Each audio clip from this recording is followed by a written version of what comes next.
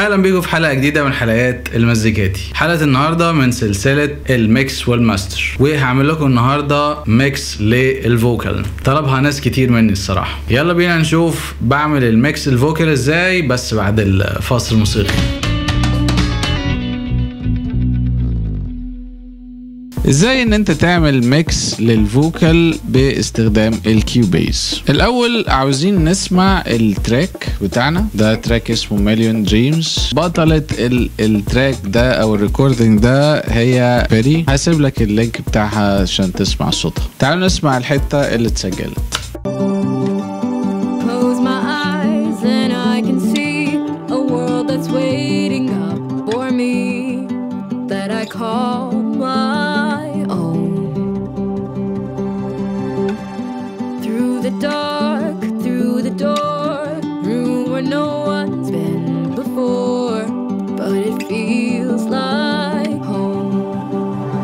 يلا بينا نبتدي. اول حاجة وهي ان احنا نشيل اللو كات فلتر. تعال نشوف بشيل اللو كات ازاي في الفوكال.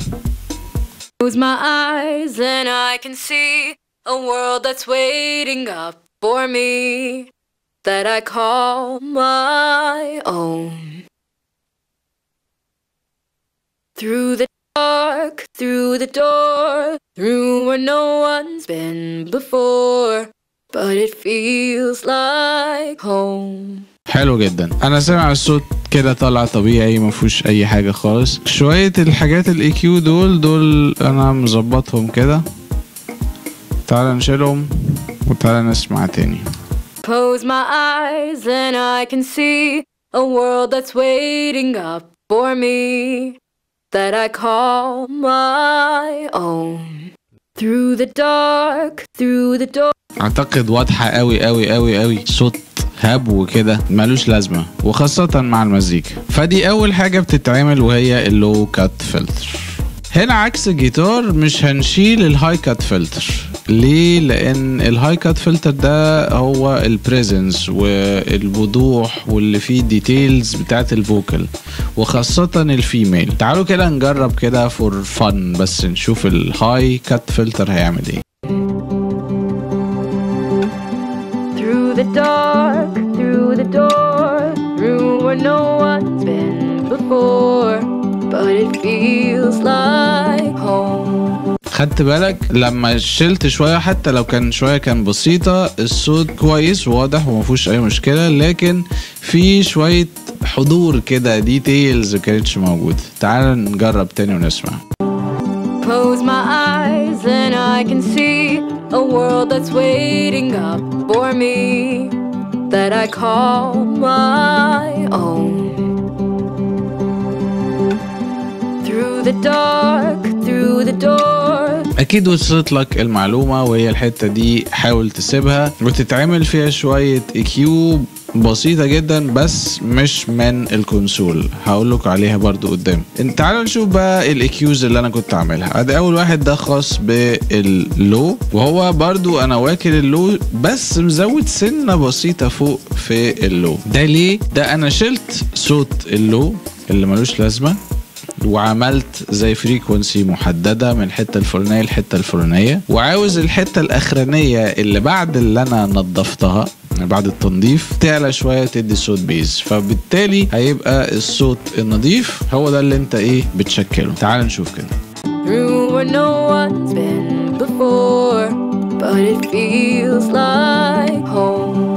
من غير بي. خدت بالك مدي شوية بيز للصوت اكتر لكن الحتة الفريكونسي النظيفة مش الرامبل. وتعال نخش على الجزء التاني بتاع الميد اللو ميد وبعد كده الهاي ميد. ده اللو ميد انا نزلت فيها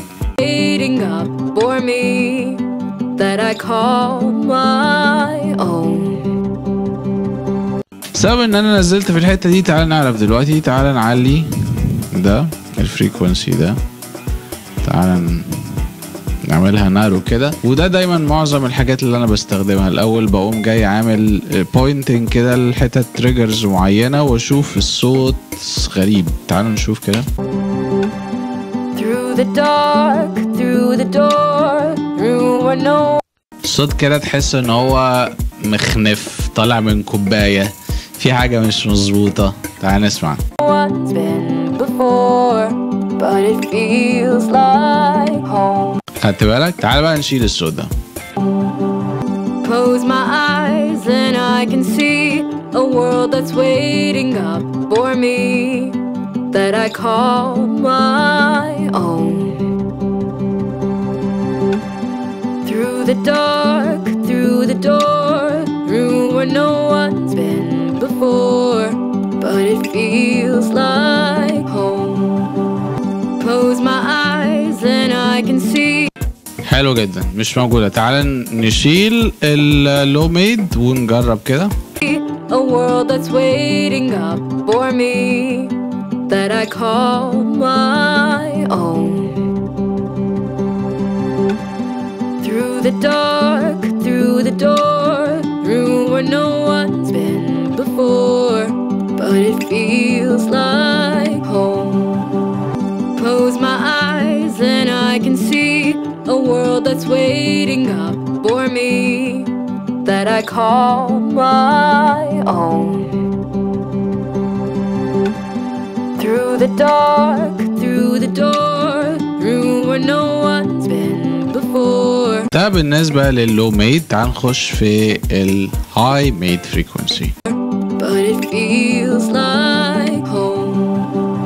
Close my eyes and I can see a الحتة دي بالذات اللي هي 5K to 10K. بص الرقم اللي تحت هنا ده، دول بيسموهم presence، الحضور في الفريكونسيز بتاعت الفوكال. انا كنت عاوزها more presence، يعني عاوزة تبقى ظاهرة اكتر. world that's waiting up for me that I call my own. Through the dark, through the door, through where no one's been before. تعال نشوف من 2K ل 5K كده ونجرب نلعب في الفريكونسي دي، شوف هل هي هتعمل حاجة ولا لا. But it feels like home.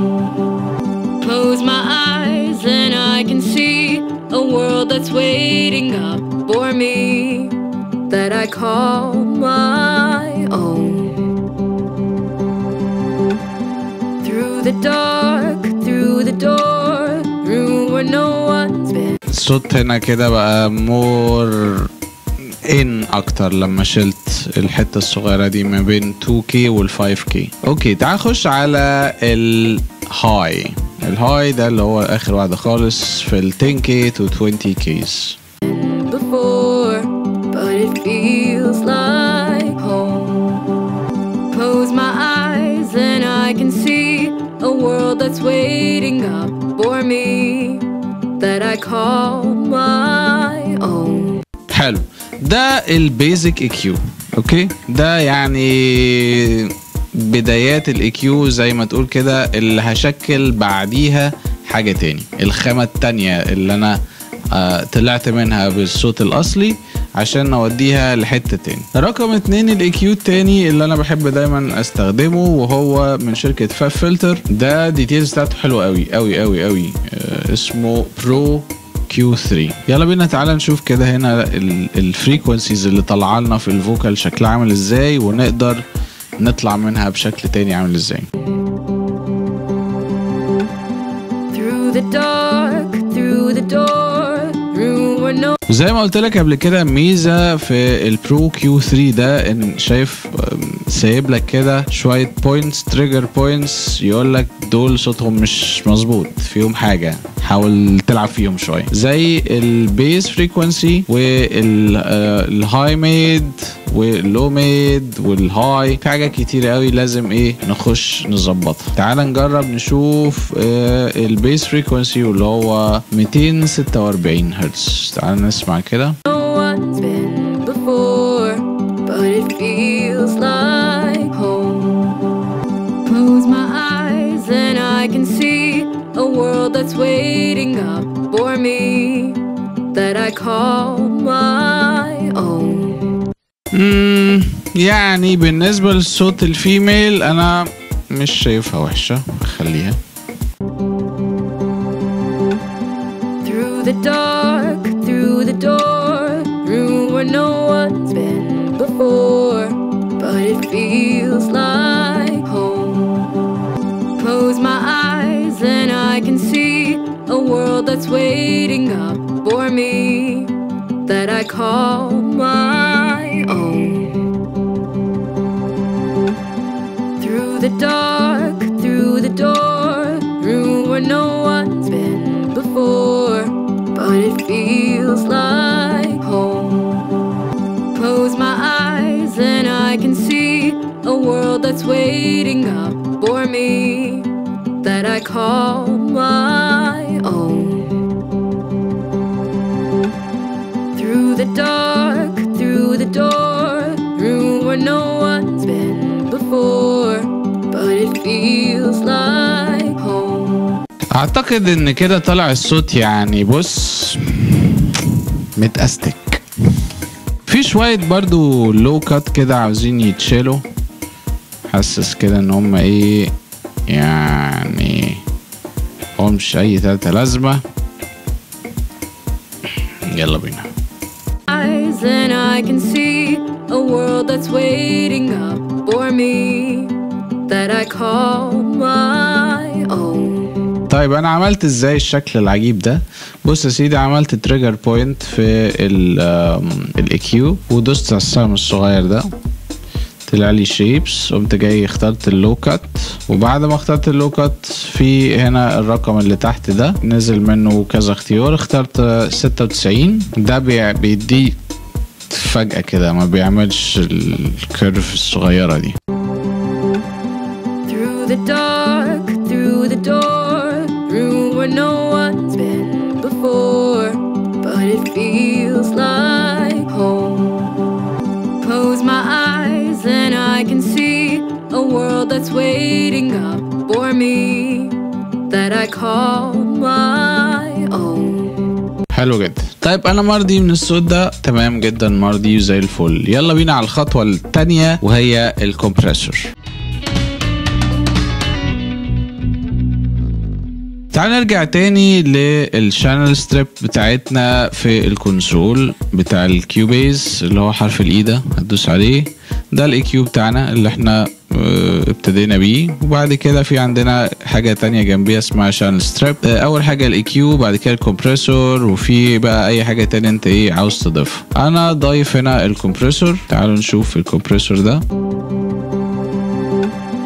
Through the dark, through the door, through where no one's been before. فايدة الكمبريسور هنا مش اي حاجة وخلاص، لا، الكمبريسور هنا علشان يخلي لك الويفة دي، تعال نشوفها كده مور ديتيلد اكتر. شايف، تحس ان الويفة ايه بتعلى وتوطى، يعني مش واخدة شكل كده ايه تقدر تقول طبيعي. يعني في حاجات فيها عالية، في حاجات فيها واطية قوي، في حاجات عاوزة تظهر، في حاجات عاوزة تقل. الكمبريسور فايدته ان هو بيخلي لك الحاجات دي متعادله، يعني العالي ما بقاش عالي قوي والواطي ما بقاش واطي قوي، بيعالج لك شويه في الحته دي. تعال نشوف بقى الكمبريسور احنا هنظبطه ازاي. اولا الجزء اللي عندي هنا ده الحته دي ده اسمه ثريشولد، بقلل شويه ثريشولد، وده الجزء ده الحته اللي في النص دي ده الكمبريسور، ده الفوليوم بتاع الفوكال، وده قد ايه بيضغط الصوت. ممكن اضغط الصوت على الاخر، تعال نبص كده.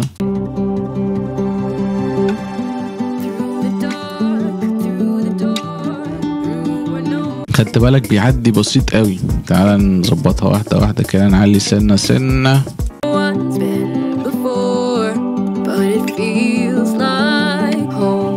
تعال نشوف اعتقد الريشيو والاتاك والريليس والحاجات دي اوريدي مظبوطه باي ديفولت من الكمبريسور، مش محتاج العب فيها. Close my eyes and I can see a world that's waiting up for me, that I call my own. Through the dark, through the door. خدت بالك الصوت بقى واضح، يعني تعمل له كومبريس واضح. Through where no one's been before, but it feels like home. نخش على تالت بوينت وهي الدي اسر. الدي اسر ده مهم قوي قوي قوي قوي. ايه فايدة الدي اسر؟ انت اما بتغني او بتتكلم، يعني دلوقتي انا عملت الحاجة دي لما بتعلي الصوت، يعني الطالع الناتج اللي طالع من الساوند الفاول بتاع الحروف حاجات زي كده، دي بتبقى صوتها مش حلو قوي وبيخبط مع بقيه الانسترومنتس. فبنعمل ايه بقى؟ بنحط الدي اسر ده في الشانل ستريب بتاع الكيوبيز. عنده الدي اسر شيب ده، هو باي ديفولت مظبط نفسه على فريكوانسي معين في الاي كيو ده. عشان كده انا قلت لك في الاي كيو هقول لك الحته دي احنا بنسيبها وبنظبطها بحته تاني وهي الدي اسر. تعال نشوف هنا، ده يعني يعتبر كانه نوع من انواع الكمبريسور، بس في الحته دي اللي هي تقدر تقول من 5000 ل 10000 في الفريكوانسي. Close my eyes. بص هنا على الريدكشن ده، مع الاسف ما بيكبرش زي الكمبريسور ده، اخره كده. فحاول تبص على في حته اورنج بتظهر هنا كده، ده بيريديوس الحته بتاعت الاسز. I can see a world that's waiting up for me that I call my own. طيب هل انا ممكن اقدر ازودها عن كده؟ طبعا. Through the dark, through the door, through where no one's been before, but it feels like home. اعتقد كده جميل جدا جدا جدا. احنا كده عملنا ايه؟ ظبطنا لحد دلوقتي الاي وعملنا كومبريسور وعملنا الدي اسرز. ده من اهم الحاجات، وكل ده خلي بالك انا عملته في الكونسول، زائد حطيت اي كيو واحد فقط من الاي كيوز بتاعت ثيرد بارتيز وهي فاب فلتر. تعال نوري لك حاجة يعني تبقى مور كرييتيف شوية، ان احنا نظهر بيها الصوت ونديله كاركتر. برضو في الشانل ستريب انا دايما بحب احط حاجة اسمها تيب ساتوريشن او تيوب ساتوريشن. دي موجودة في الكيوبيز عادي، عشان في ناس سألتني كيوبيز بينزل بالحاجات دي. ده الطبيعي بتاع الكيوبيز. تعال نشوف الصوت بالتيب ساتوريشن ومن غير التيب ساتوريشن. انا هشيل دلوقتي التيب ساتوريشن.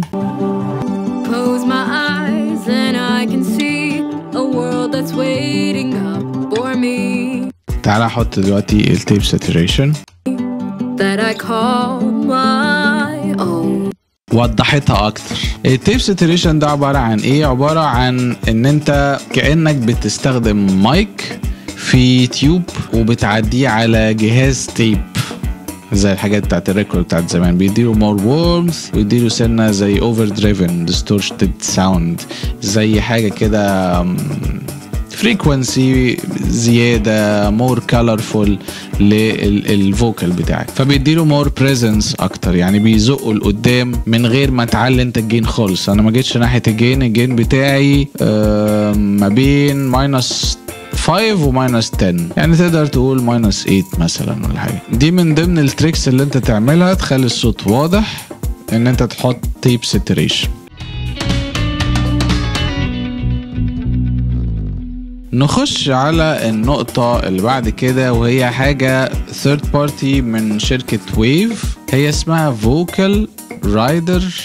بيشتغل زي كومبريسور بالظبط، بس بيعمل حاجة حلوة قوي قوي قوي قوي قوي، وهي في حاجة اسمها اوتوميشن. ده تكنيك مور ادفانسد شوية، هبقى اقول لكم عليه في حلقة تانية خاصة. الاوتوميشن زي الكومبريسور بالظبط، زي ما قلت لك في الحتة بتاعت ان هو ايه، الحته البيك اللي بتضرب مره واحده دي من الفوكال، ده طبيعي. يعني مثلا ايه،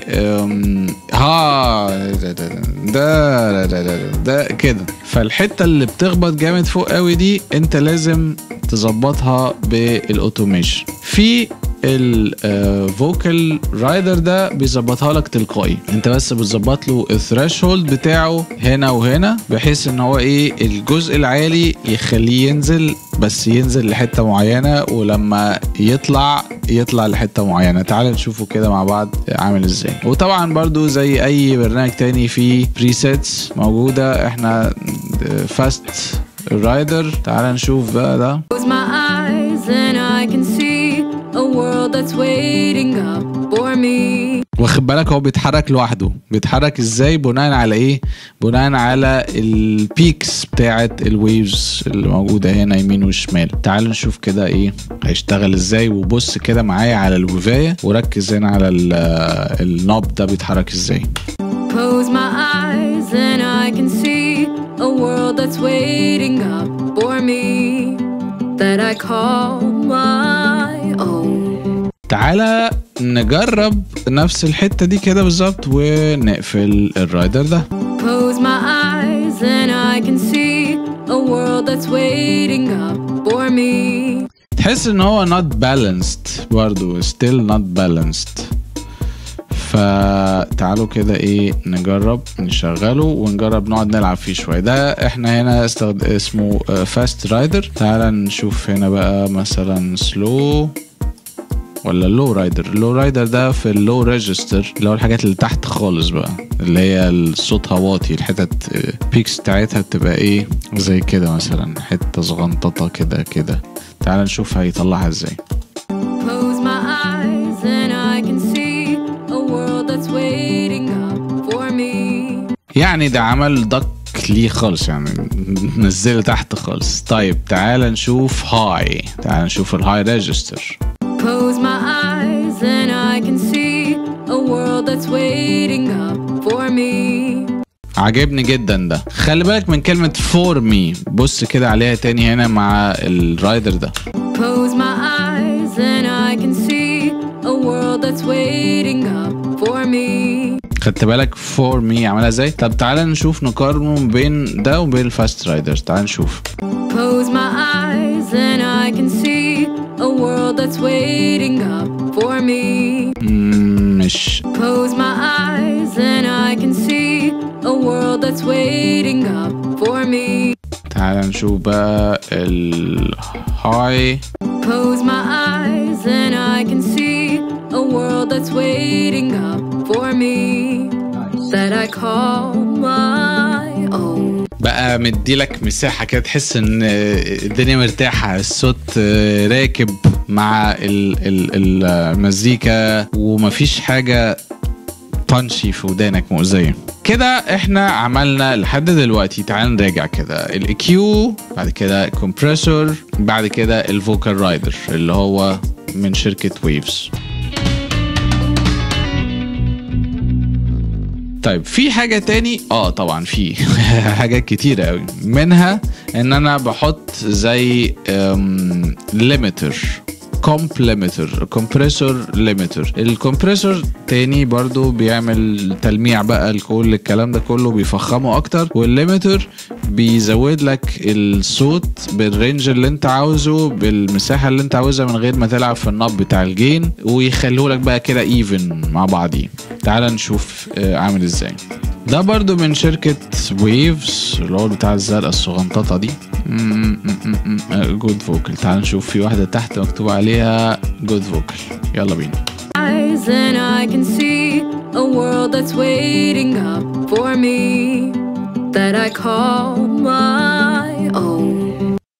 بقى موضح الصوت اكتر واكتر واكتر. تعالوا مرة نسمع من غير. Close my eyes and I can see a world that's waiting up for me that I call my own. سمع الصوت بقى واضح بالزيادة كمان. يعني ايه واضح؟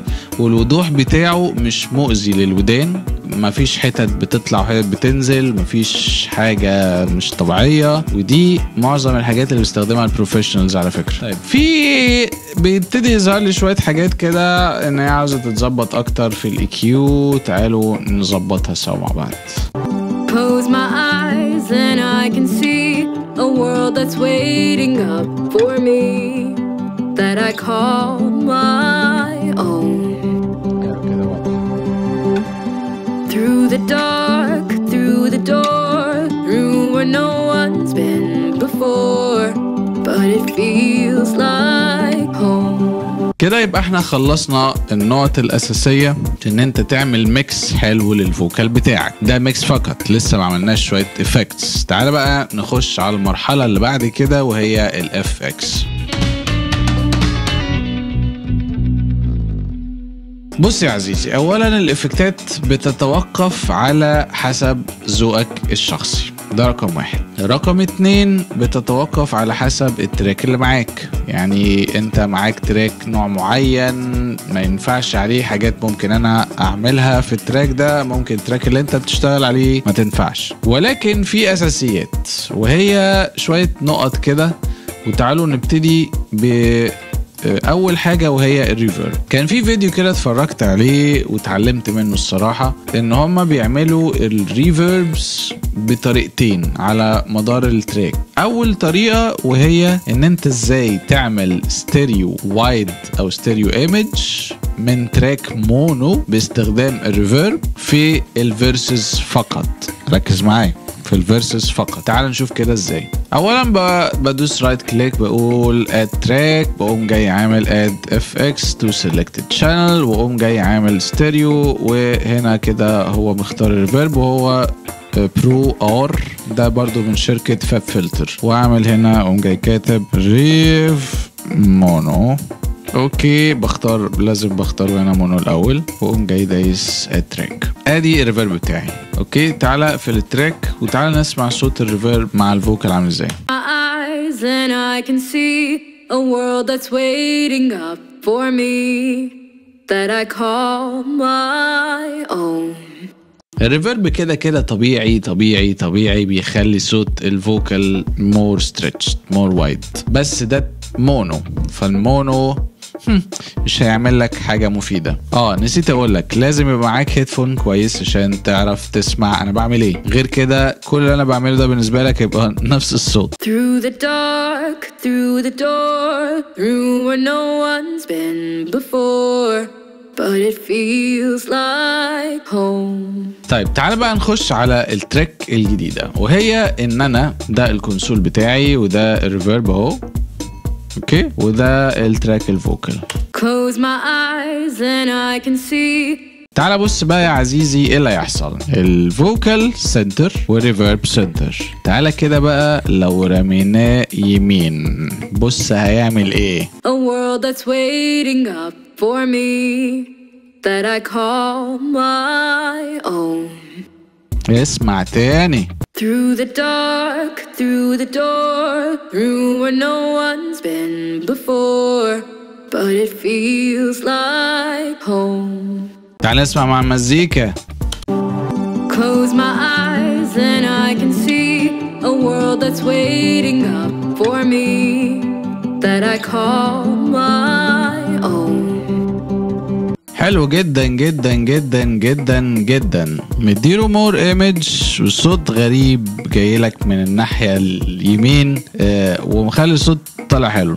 ده لما عملته في النص. تعال نسمع كده.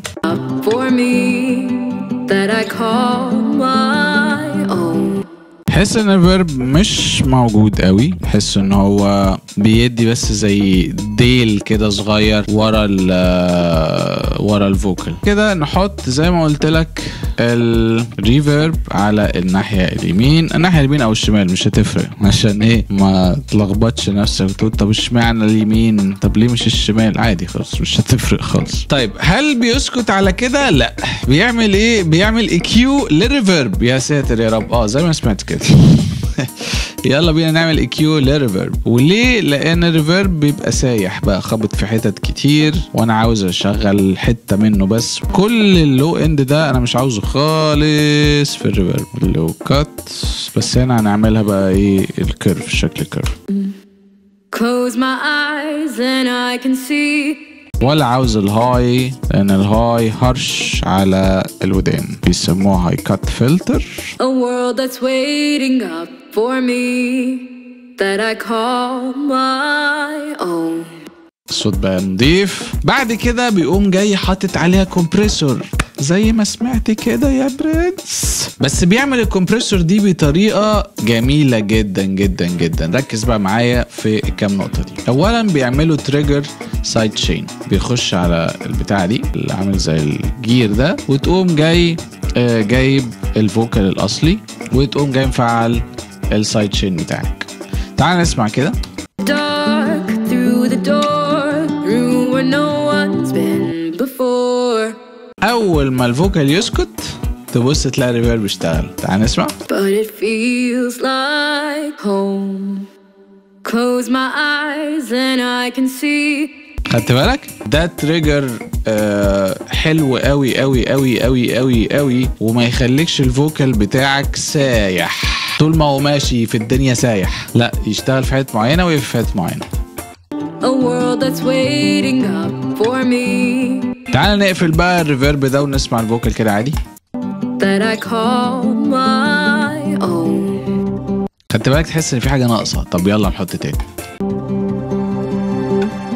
Through the dark, through the door, through where no one's been before. حاسس ان انا عاوز اعليه سنة، هحط له شانل ستريب، ليميتر، ماكسمايزر. But it feels like home.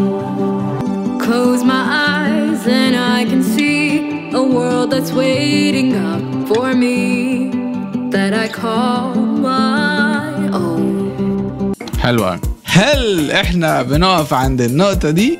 لا، امال بنعمل ايه؟ بنحط ديلي. ايوه زي ما سمعت كده، بنقوم جايين ضايفين ديلي، بس ده بقى الديلي بيبقى ستيريو. وانا في ديلي اكتشفته كان خطير قوي في حلقة من الحلقات بتاعت الجيتار اسمه تايمليس، انا عاجبني جدا، تبع شركة فاب فلتر برضه.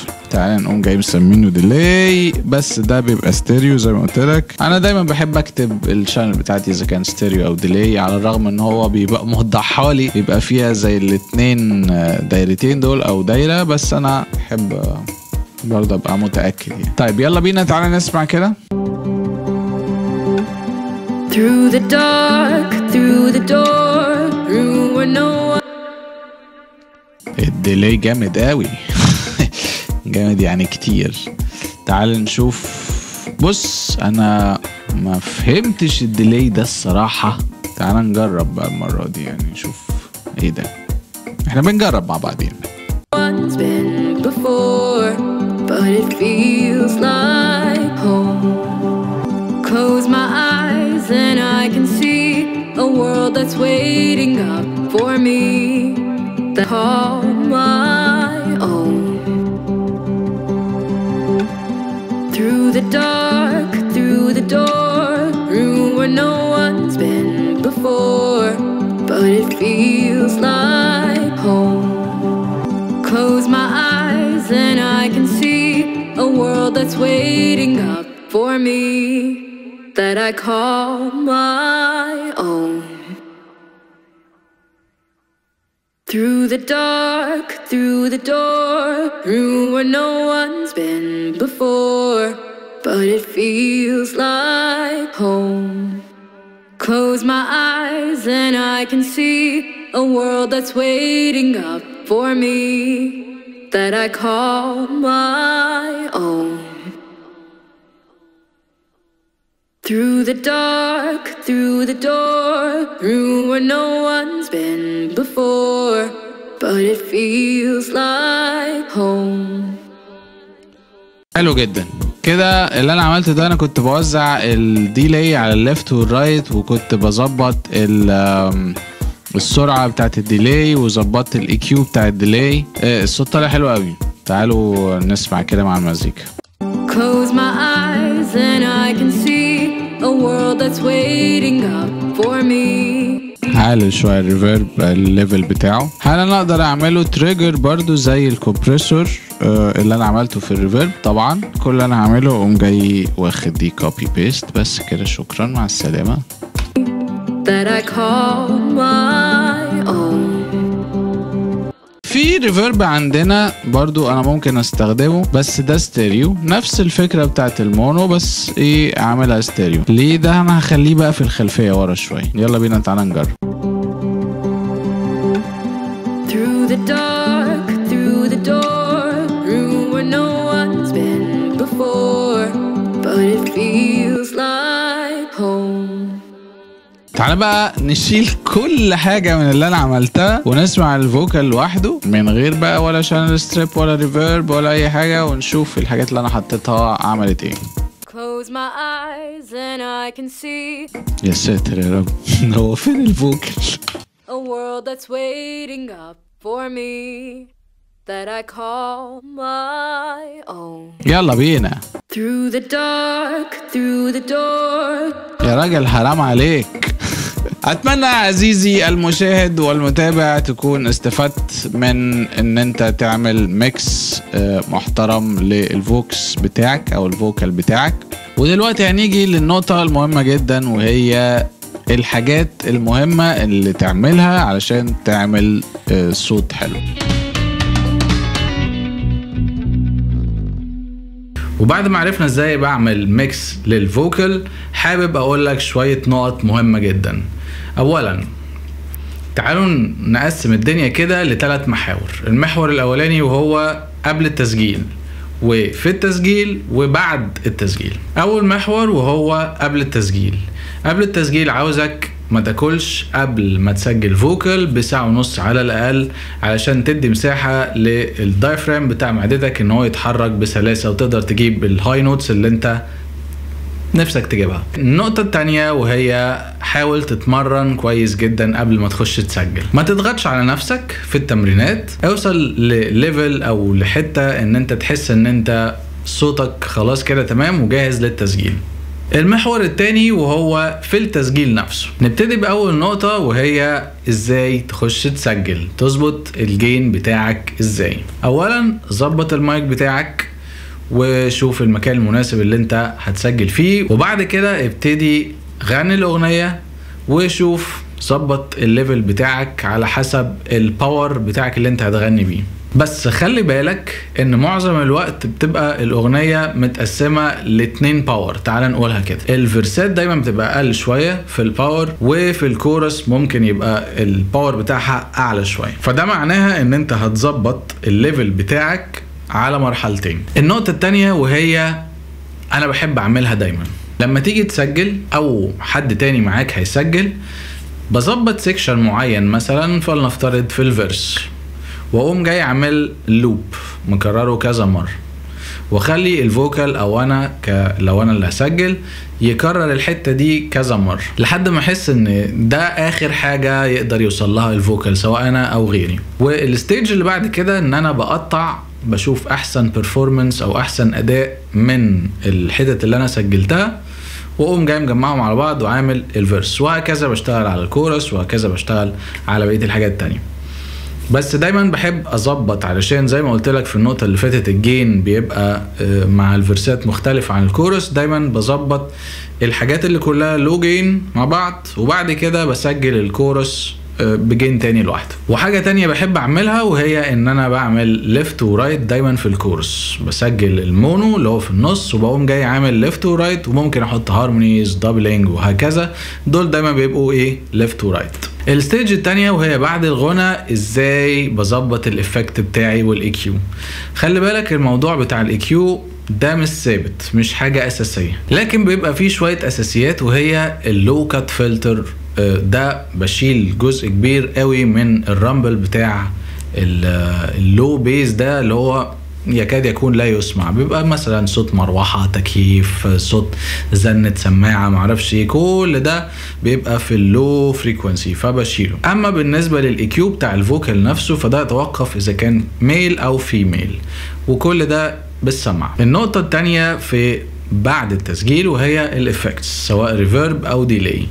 الموضوع ده بيتوقف على الذوق الشخصي تماما، ده برضو مفهوش ثوابت. يعني مثلا لو اغنية لاف سونج مثلا فبتحط ريفيرب اكتر، اغنية مثلا الحركة فيها سريع تحس ان الريدم سريع شوية، بتقل شوية من الريفيرب والديلي عشان تحسس ان الدنيا ايه برضو ماشية مع الستايل بتاع التسجيل. فثق تماما في ودانك، ثق تماما في الذوق اللي انت عاوز توصل له. وبرضو زي ما قلت لك في الحلقة بتاعت الميكس والماستر برضو عاوزك تراجعها، ابعت لناس من زمايلك ايه رأيك، صوت الريفيرب هنا حلو ولا زود شوية، وهكذا. يعني لما يكون معاك صديق يكون انت واثق في ودانه، سواء سميع بقى سواء شغلته بتاع ميكس وماستر، قول له ايه رأيك، هيقول لك شوية ديتيلز ويقول لك شوية تفاصيل. حاول تسمعها وحاول تجرب وتتعلم برضو زي ما انا بتعلم. اتمنى تكون الحلقة فادتكم، واتمنى تدعمني بلايك وسبسكرايب، واشوفكم بعدين.